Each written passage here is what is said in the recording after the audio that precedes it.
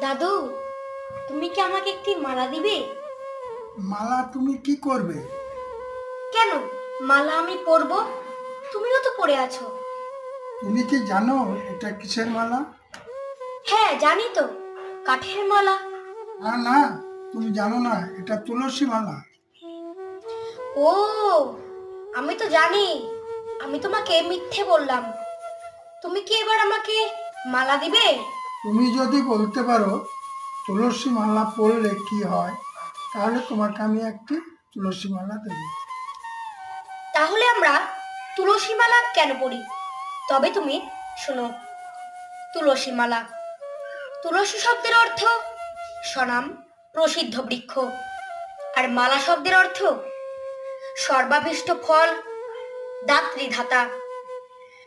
তাহলে আমরা কেন তুলসী মালা পরি?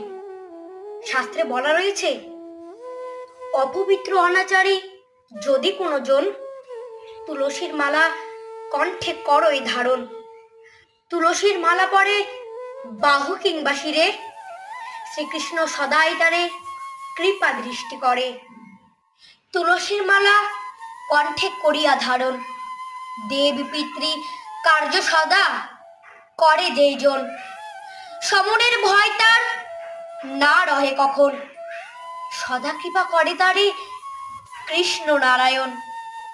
বহু পুণ্য ফল তার অবশ্যই হয়, পুনর্জন্ম ভয় তার কভ্য নাহি রয়। বিষ্ণু পুরাণে বলা রয়েছে, তুলসী মালা অপবিত্র কিংবা আচারভ্রষ্ট কোনো ব্যক্তি যদি কণ্ঠে তুলসী মাল্য ধারণ করে, তাহলে ঈশ্বরের প্রিয়তা অর্জনে সক্ষম হইবে। রাধে রাধে রাধে রাধে রাধে রাধে।